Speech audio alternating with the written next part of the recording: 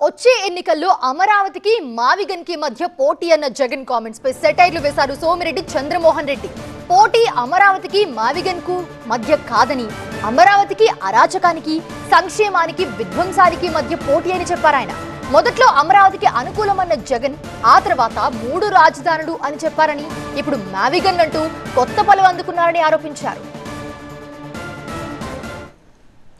అమరావతి రాజధానికి ఆయన చెప్పిన మావిగన్కి పోటీ అంట.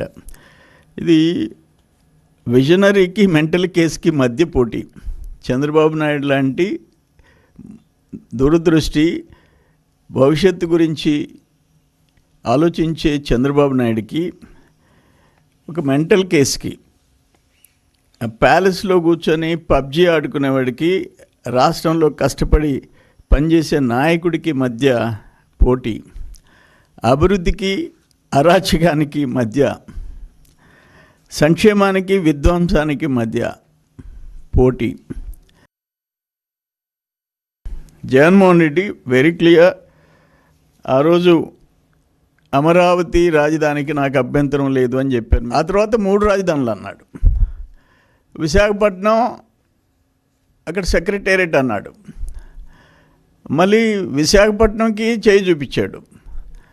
మళ్ళీ ఇప్పుడు మావిగన్ అంటున్నాడు.